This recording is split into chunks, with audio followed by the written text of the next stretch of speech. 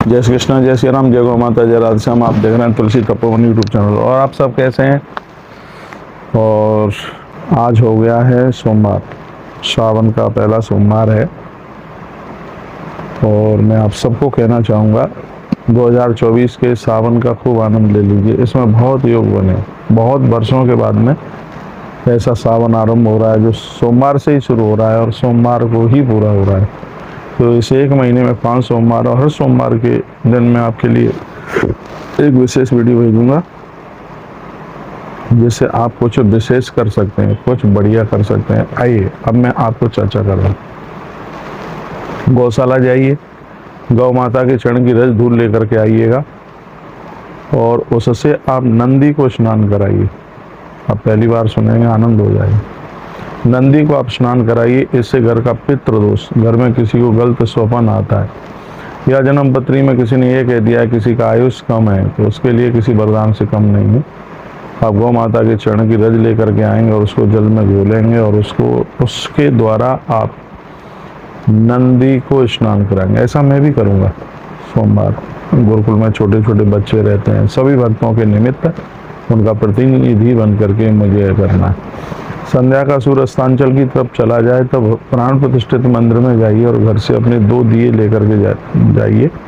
माचिस भी लेकर के जाएं, पूजा का सामान भी लेकर जाएं। दिन में जाएं, सुबह जाएं तो साबुत मूंग लेकर के जाइए। 108 दाने गेहूं के लेकर के जाइए गिन के, ये जरूर लेकर के जाएं। गेहूं लेकर के जाएं, मूंग लेकर के जाएं और भगवान महादेव को आप पूजा करके आएँ। और आपसे हो जाए पान के पत्ते की एक माला बना के 21 पान के पत्ते उसमें लगा लेना। भगवान शिव की पिंडी के ऊपर कलावे में लपेट करके वो चढ़ा करके आना। अकौआ का तो सब चढ़ाते ही हैं, लेकिन पान का पत्ता मृगी को खत्म कर देता है, ऐसा विद्येश्वरी संहिता में वर्णन किया गया है। माथे का दर्द है, कभी भी माइग्रेन जैसी बीमारी नहीं हो सकती। आदमी का मूड बिगड़ता है तो उसे क्रोध आता है। तो भगवान को जब हम पान का पत्ता चढ़ाते हैं, तांबूल चढ़ाते हैं, तो सबसे बड़ा इसका फायदा ये है कि इसका सीधा असर हमारे मस्तिष्क के ऊपर पड़ता है, जिससे मस्तिष्क अपने संतुलन में रहता है। ऐसा मैं भी करूँगा, आप भी कीजिए। तो 2 दिए जब आप लेकर के जाते हैं, जहाँ भगवान शंकर की पिंडी से जल गिरता है जलहरी पर, एक दिया वहाँ जला करके आपको रखना है और उसी दीपक से एक दीपक जला करके लेकर घर की तरफ लेकर के आना है। और उसे आप घर में जब प्रवेश करते हैं तो प्रमुख एंट्री है, मेन गेट है, उसके दाहिने हाथ पर रखिएगा। छोटी सी बात है, दिया जलाना है, लेकिन इसका पुण्य कितना है, पाशुपत व्रत करने के बराबर है इसका पुण्य। घर की अलाय बलाय सब निवृत्त हो जाएगा, सब निपटारा हो जाएगा। मैं हर सावन में ये करता हूँ। आश्रम में भी बार होता हूँ तो फ़ोन करके बोलता हूँ, तो आश्रम में भी ऐसा होता है।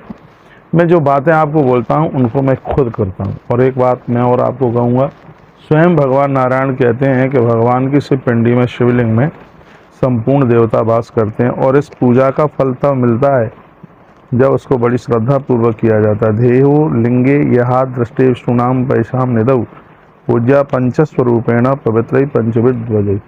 भगवान शंकर के शिवलिंग का पूजन करने का मतलब आप जानते हैं? करोड़ों बार ओम नमः शिवाय मंत्र का जप किया जाता है। उससे जो फल प्राप्त होता है, प्रत्येक दिन भगवान शंकर के शिवलिंग पर महारुद्राभिषेक करने वाले को इतने पुण्य की प्राप्ति हो जाती है। सोमवार विशेष है, सोमवार अद्भुत है। और सोमवार के दिन भगवान शिव का महारुद्राभिषेक करने से एक बड़ी असाध्य बीमारी है, एक भयंकर बीमारी है जिससे घर के लोग भी घृणा करते हैं, और वो कुष्ठ रोग है, जिसमें पूरे शरीर में दाग धब्बे हो जाना। और इस दिन चंद्रमा को भगवान ने स्वस्थ किया था, इसलिए इस दिन को बड़े दिव्य सोमवार के नाम से इसको जाना जाता है। इस दिन भगवान को गंगा जल चढ़ाएं तो भगवान अति प्रसन्न होते हैं, बहुत खुश होते हैं। उनकी प्रसन्नता का कोई ठिकाना ही नहीं रहता। और मैंने तो एक वीडियो में, चातुर्मास की वीडियो में बोला है कि नित्य पूरा 30 दिन भगवान महादेव के ऊपर आप रोजाना आप 1 लोटिया गंगा जल, 1 लोटे पानी में थोड़ा गंगा जल डालिए और भगवान शिव के ऊपर चढ़ाइए। मानस की चौपाई आती है तो वो चौपाई बोलिए, आस तोष तुम अवडरदानी आरत हरऊँ दीन जनु जानी और जपऊँ जाहि शंकर सतनामा हो यह हृदय तुरत विश्राम। यह मानस की चौपाई बोलते हुए ओम नमः शिवाय, ओम नमः शिवाय, ओम नमः शिवाय, ओम नमः शिवाय, ओम नमः शिवाय, इस मंत्र का जप करते हुए आप भगवान महादेव के ऊपर चढ़ाइए।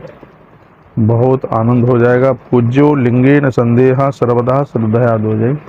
इसमें कोई भी संदेह नहीं है। यदि आप श्रद्धा से भगवान शंकर की शिव पिंडी को पूजते हैं, श्रद्धा धर्म पर सूक्ष्म श्रद्धा ज्ञान उत्तम तपः, तो कहा गया है कि ये एक बहुत बड़ा तप है और इससे ज्ञान की उपलब्धि होती है, अज्ञान समाप्त होता है। धरती का एक भी ऐसा कोई दुख नहीं है जो भगवान शंकर की पूजा करने से जिसका निपटारा ना हो जाए।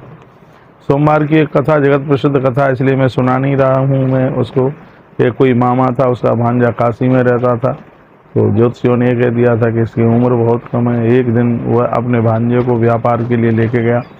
रास्ते में कहीं कोई शादी हो रही थी, तो दूल्हा बीमार हो गया था, तो उसके उस भांजे को उस जगह पर वहाँ पर बिठा दिया गया। वहाँ मरपणी वो जाने लगा तो उसकी पत्नी रोने लगी।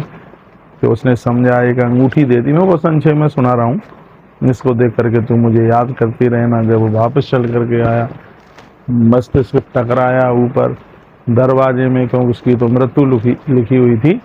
तो उसी समय भगवान शंकर ने भवानी को, भवानी का सिंह वहाँ आकर के प्रकट हुआ।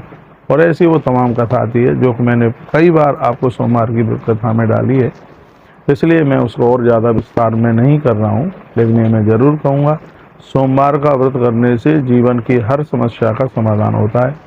कुंवारी कन्याओं के लिए किसी वरदान से कम नहीं है सोमवार का व्रत। उन्हें अच्छे घर और वर की प्राप्ति होती है।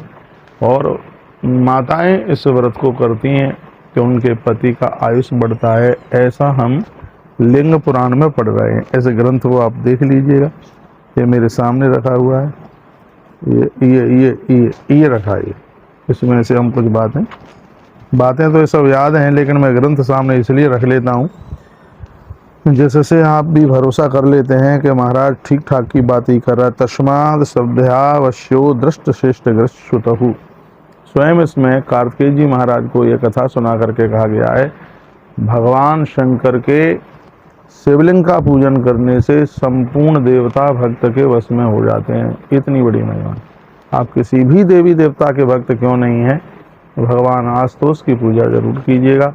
तो प्रथम सोमवार है, बहुत अद्भुत है, बहुत आनंद हो जाएगा। गंगा जल में बेलपत्र डालिएगा और वो बेलपत्र निकाल करके भगवान के ऊपर चढ़ाइए, और जल भी इधर उधर ना फेंक दें, वो भी उसको भगवान शिव की जलेरी पर ही उसको समर्पित कर दीजिएगा। नहीं तो बेलपत्र की जड़ों में भी उसको समर्पित कर सकते हैं। उस कल की शायद कथा में मैंने आपको निवेदन भी किया है, क्योंकि वो गंगा जल है, उसको ऐसे कहीं मत फेंक दीजिए जहाँ किसी के पाम पड़े। तो उन बेल पत्रियों को आप चढ़ाइए, 5, 7, 11, 21 जितना आप चढ़ा सकते हैं आप जरूर चढ़ाइए। हम तो 2 कथाओं में 1.25 लाख बेलपत्र चढ़ाएंगे, लगभग 75,000 बेलपत्र झारखंड में, और इतने ही लगभग महाकाल की धरती पर हर साल ही चढ़ाते हैं। अब के बार भी ये चढ़ाएंगे। भगवान कहते हैं कि अवोचम श्रद्धवे ये तीवश्यो वारिज संभव। यदि स्वयं भगवान विष्णु कहते हैं, यदि किसी ने भगवान शिव की पूजा कर ली है, प्रकृति उसके बस में हो जाती है, उसको कहीं किसी भी प्रकार की कोई दिक्कत कभी हो नहीं सकती। भगवान प्रभु श्री राम जी ने रावण को जीत लिया भगवान महादेव की कृपा से। भगवान श्री कृष्ण ने कंस को जीत लिया भगवान गोपेश्वर की कृपा से। भगवान पढ़ने के लिए भगवान गए उज्जैन में, तो वहाँ भी वो शिव की पूजा करते हैं। मैं तो बच्चों को भी कहना चाहता हूँ, आप बाहर जाते हैं, चलो ठीक है आप हॉस्टल में रहते हैं, आप शिवलिंग नहीं रख सकते, आप देव प्रतिमाएं नहीं रख सकते, लेकिन मानसिक पूजा आप कर सकते हैं। आज ऐसा कौन सा देश है, कौन सा शहर है जहाँ मंदिर ना हो? थोड़ा सा टाइम निकाल करके और आप जाइए। मैं बहुत आनंद के साथ कह रहा हूँ, युवा बच्चों से मैं इतना प्रेम करता हूँ कि मेरे पास शब्द नहीं है उसको बयानित करने के लिए। यदि आप मेरी बात का विश्वास करें तो सावन के महीने में भले ही 2 मिनट के लिए आप मंदिर जाएं, सुबह दोपहर शाम जब भी तुम्हें टाइम मिल जाए, प्राण प्रतिष्ठित मंदिर जरूर जाइए। कुछ नहीं आपको करना है, बस 1 लोटा आप जल ले करके उसमें बेल पत्र जरूर डालें और भगवान शिव के ऊपर चढ़ा करके 1 दिया जरूर जलाइए, क्योंकि दीपक जलाने से वाक सिद्धि हो जाती है, ज्ञान स्थिर हो जाता है, बुद्धिमता बढ़ जाती है। ये दिए जलाने का भी प्रभाव है। तुम पढ़ाई कर रहे हो तो यह दीपक आपके लिए बहुत कमाल कर देगा। आप कारोबार कर रहे हो तो ये बेलपत्र आपके लिए बहुत कमाल कर देगा।